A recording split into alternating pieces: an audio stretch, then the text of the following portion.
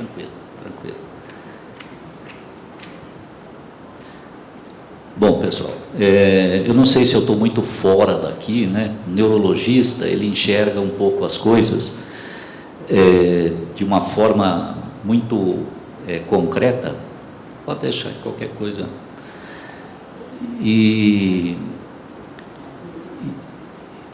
assim, o que nós vamos... E aqui, veja, o título aqui, Bases Neurais da Experiência Estética, isso é muito pretensioso, nós não sabemos isso, né? Nós temos algumas ideias das coisas que estão acontecendo, mas nós não temos esse conhecimento. Então, isso é muito pretensioso. O que eu vou tentar falar aqui para vocês é algumas coisas de como nós vemos e como que poderíamos contribuir com a pesquisa, como vocês já conhecem, já têm visto, né, com os recursos que hoje nós dispomos na neurociência. Veja, esse é um assunto que é antigo, né, mas ninguém melhor que vocês para saber, mas esses conceitos, né, de alguma maneira orientaram como é que foram feitas essas pesquisas ao longo desse período. Então, veja, o Platão já reconhecia lá, beleza decora de propriedade específica dos objetos.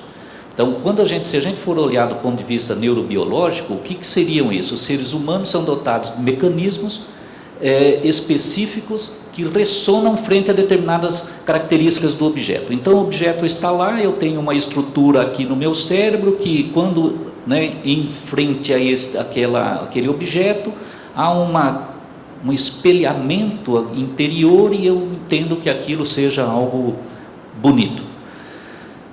No entanto, existem outras concepções e muitas outras. Eu coloquei aqui apenas essas, mas a percepção do belo, né, é algo subjetivo, determinado pela experiência e valores pessoais. Isso daí a Helena também já colocou aqui no slide dela. É meio difícil a gente entender essa percepção se não considerarmos também a história do indivíduo, a sua cultura, a sua educação, o gênero, né, o sexo, são coisas importantíssimas também. E o cérebro também é diferente, tanto no homem quanto na mulher. A mulher tem um cérebro, assim, ó, isso eu não gosto de falar, mas tem mais neurônio que dos homens, então é um processamento diferente também para a mulher. Então, veja, se nós temos aquilo também, a Eleida falou, só de uma maneira, a gente fala de uma outra maneira, né, do ponto de vista, quando o neurologista, ele fala de uma maneira diferente, mas está falando a mesma coisa, tá? Então, olha, o componente objetivo, que é a impressão inicial, que a Eleida estava dizendo, né, ele se caracteriza, né, depende das características do objeto, da ressonância de redes neurais específicas e de redes em espelho. Então, é aquilo que eu disse para vocês, o objeto está lá e ele ressona em mim. Por quê? Tem uma rede em espelho. E nós temos mesmo essas redes, né? Vocês sabem, por exemplo, quando um lobo uiva, os outros também uivam, e uivam lá à distância, né? Quando alguém boceja, nós tendemos a bocejar também. E existem outros exemplos, são muitos, né, que estudam hoje as redes em espelho, né? E a percepção ainda, né, essa vivência, né, da experiência do que é belo, tem esse componente subjetivo, né, que depende aí daquilo que eu já disse, a cultura, experiências, valores, né? Então, a experiência essa experiência estética acaba sendo produto de duas realidades, né? Uma que é do próprio objeto e outra que é do indivíduo, né? E que é variável também.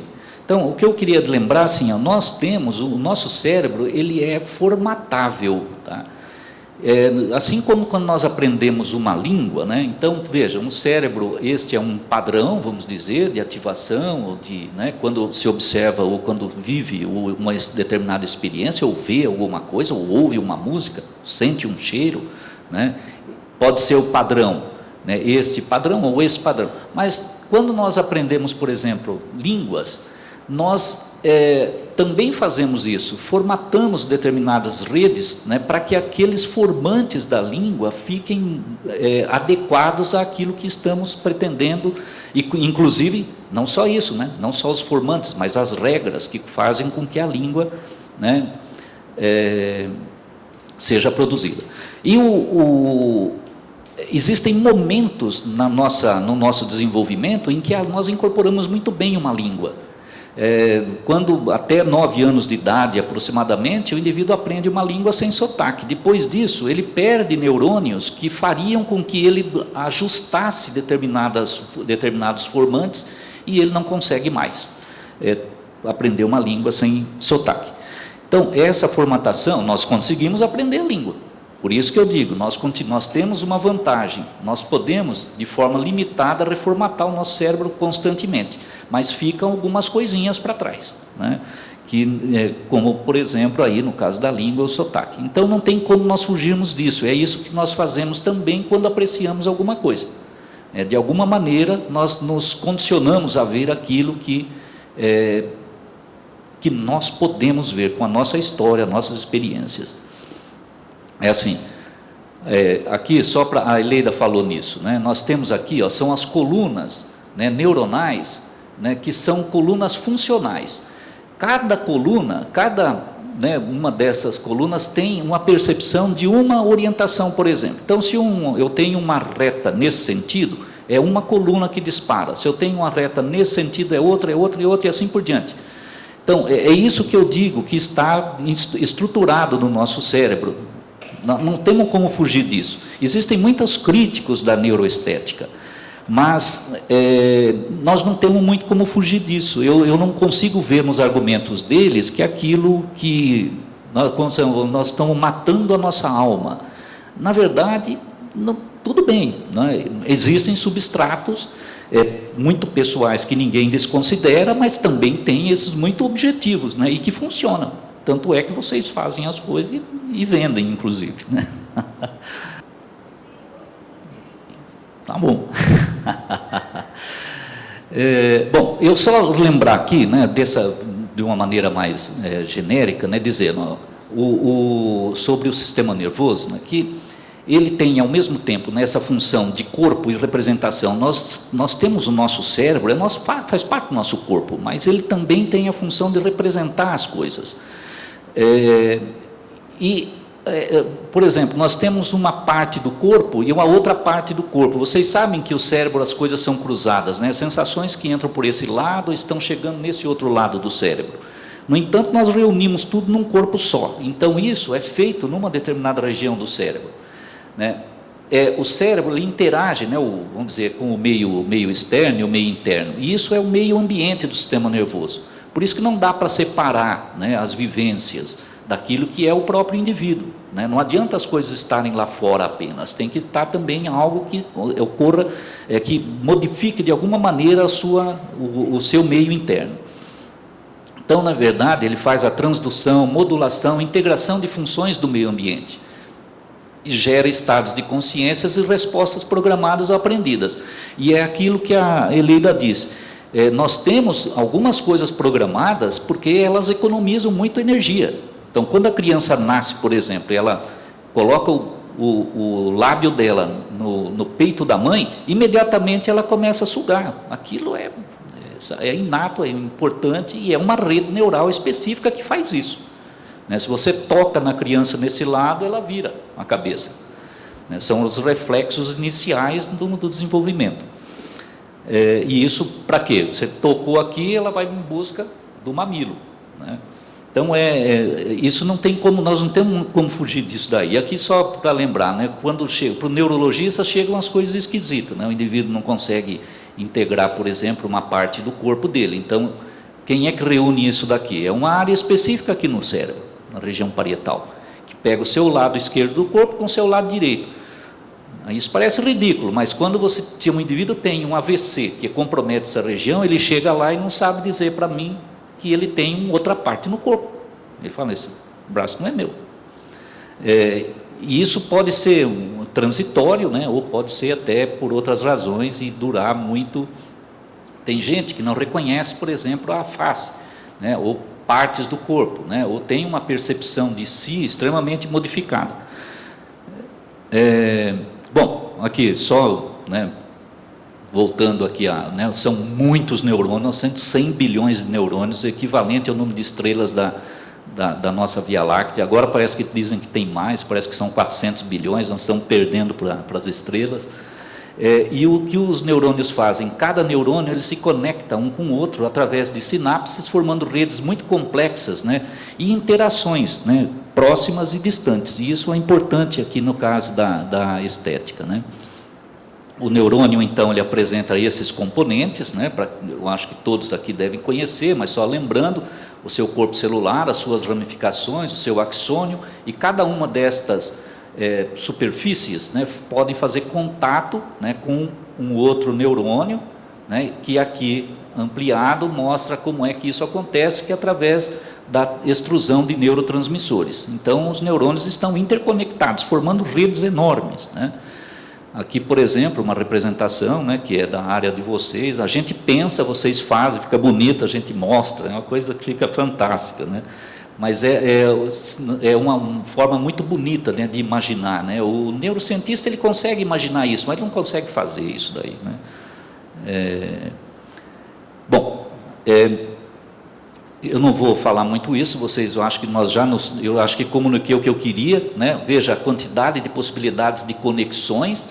Então, dizer que nós achamos que é uma determinada área específica, que tem uma função de fazer, reconhecer o algo que é bonito, que é belo, que é a beleza, isso não é possível, né? O cérebro ele tem uma quantidade enorme e existem, infelizmente ou felizmente, né, nós temos essas categorizações dentro do cérebro. Assim como para ver uma reta nesse sentido, eu ativo um grupo de neurônios, assim para reunir conceitos, né, verbos de movimento, né, ou verbos, né, de comunicação, na verdade são verbos, como é que fala, de ligação, né, e coisas envolvendo estruturas e assim por diante estão todas, né, representadas. Obviamente que quem conseguir pegar uma coisa como essa, ligar a esta parte do corpo, como fez ali a Eleida mostrando no quadrinho, mostrando com uma estrutura, né, ou uma pessoa e tudo mais de uma forma criativa, faz uma representação que ressona dentro do indivíduo e ele consegue enxergar ali algo que ele considera bonito.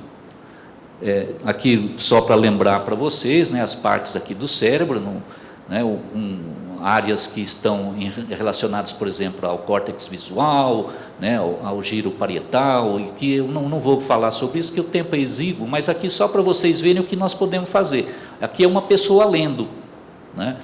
Veja a região occipital como está ativada, né?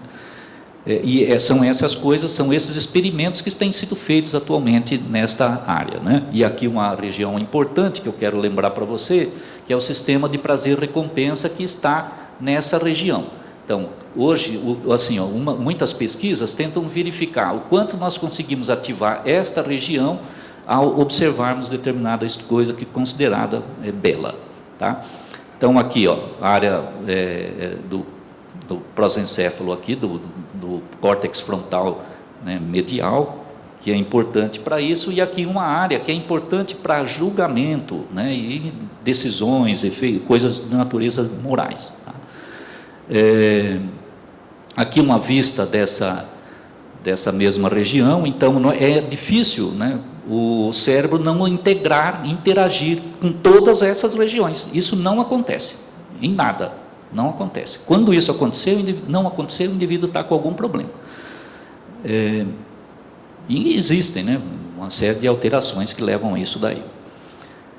Bom, a Eleida falou sobre isso daí, então, mas veja só, o sistema receptivo nosso, né, ele tem conexões que vão lá na frente no cérebro, vão para a região parietal, né, ele recruta essa região que nós vamos falar de uma maneira genérica, o sistema límbico, né, e veja só, e não depende só disso, depende também, né, esse sistema todo, ele tenta interagir com o que não só a visão, né, mas também a audição, o olfato, né.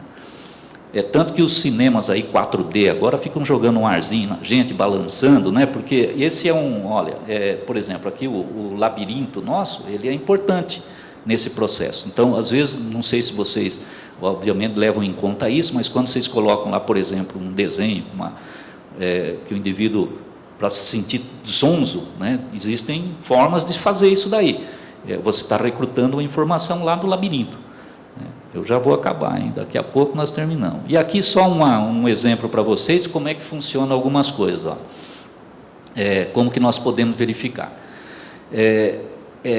Levando em conta aquelas áreas que nós falamos. Né? Aqui nós temos um exemplo, né, de a amígdala cerebral, ela tem uma atividade, né, ela está voltada aqui, ela controla medo, por exemplo. Então, quem tem síndrome do pânico tem uma amígdala extremamente ativada. Né? Nesse caso aqui, nós estamos com ela assim, bem pouco ativada. No córtex temporal, né, controla emoções negativas. Aqui também bem reduzido. O lobo frontal, julgamento, né? Então tem uma razão aqui, que um pouco conhecida, mas que é do indivíduo e julga essa atividade dele. E o giro do símbolo, né, ele controla, que é essa região aqui, essa empatia. Então, quem está com o cérebro desse jeito, ativado desse jeito, né, qual que é a situação que ele está vivendo naquele momento? Só para ter uma brincadeira aqui com vocês. Tá? É o cérebro de quem está apaixonado. Né? Ele perde o medo, perde o julgamento, sabe? Faz o diabo. Né? E aqui, só para termos uma noção, né, a rede que poderia ser considerada uma rede neuroestética, são as regiões, né, que nós temos, né, o giro do cíngulo posterior, a região do precúneos, né, a área do prosencéfalo, aqui do frontal, do córtex frontal. Veja que nós temos que tomar decisões, nós temos que balizar as coisas juntamente com as emoções que aquela imagem, aquele produto oferece, tá ok? Isso daqui eu não vou falar para vocês, mas é uma coisa mais ou menos óbvia, dizer aqui só uma coisa. Nós temos esses estados de consciência, que são normais, né? O coma não é normal, lógico, e só para lembrar para vocês que durante os sonhos também nós apreciamos, né? Ativamos essas mesmas regiões que são ativadas para reconhecimento do que é bonito. Então todo mundo aqui que já sonhou sabe, eu tive um sonho bonito essa noite e tal, não sei o quê, né? Você também faz essa apreciação durante o sonho. Tá? E já estou terminando aqui, olha. Só voltando ao que a Eleida disse, né, nós temos uma percepção, uma ativação emocional, né, que é muito inicial e já achamos que aquilo é bonito, né? Isso é muito inicial. Depois vem uma série de outras coisas, né, mas como aquele recrutamento daquelas outras regiões, inclusive uma justificativa moral. Então, olha aqui o cachorrinho, né, o filhote, ativa essa rede neural, provoca alguma sensação, alguma emoção interior, e o indivíduo vê isso como... Então, aqui existe esse acoplamento, né, entre o sistema visual, a ínsula, né, a percepção... Só um detalhe, a ínsula, se nós colocarmos um eletrodo na ínsula, na parte anterior da ínsula, e mostrarmos para você um determinado alimento que você adora, e ligarmos aquele fiozinho, você passa a cuspir, odiar aquele alimento. Tá? Então veja como que ela tem um papel extremamente importante, né? E assim com tantas outras coisas, né, outros estímulos. Então nós temos aqui, por exemplo, essas percepção, né, para chegar ali à ínsula, quando existem essas proporções canônicas, mais facilmente chega o estímulo lá na ínsula para provocar um estado emocional, né? E o córtex frontal, né, que é ativado, como nós mostramos lá, é que recruta essas experiências de memória e tudo mais. Então, acho que todos vocês conhecem esse experimento aqui, né, em que o dorífero aí do Policleto foi apresentado de uma forma, né, aqui ele é a proporção, as proporções áureas aí, né, e aqui as alteradas. Este daqui, como a moça disse, a Eleida ativa muito mais o sistema nervoso, e principalmente a região do sistema nervoso vegetativo, né, que aqui está representado, né, na ressonância. É isso que a gente vê, né, no exame, né, é o que a gente enxerga. E aqui, só para terminar, é a concepção, então, da beleza, assim, é variável, não se funda apenas em variáveis socioculturais, que também é uma corrente que diz, não, isso é dependente de variáveis apenas socioculturais, não é, tem ativações neurais específicas que ocorrem frente a estímulos aparentemente esperados, e tem uma base biológica que tem a finalidade de perpetuar a vida, né? E, além disso, esse sistema, aquilo que é belo, ativa o sistema de recompensa, que é uma outra região, né, que tem um papel emocional muito grande. E só para vocês saberem, porque que eu coloquei o cachorrinho aqui, essa imagem, primeiro que eu tenho um desse, né, Eleida? Mas esta imagem, o que quem olha para ela quer pegar esse cachorrinho, né? Ele é fofinho, ele é bonito, ele, né, ele tem ele recruta aqui no nosso cérebro uma estrutura, uma rede neural que está preparada para receber e você cuidar desse bicho aí, tá? Então, por isso que a concepção, a percepção do que é belo depende, também tem esse papel, né, da perpetuação da espécie. Tá, ok? Eu acho que tem muito mais coisas, né? Obrigado, acho que podemos conversar depois.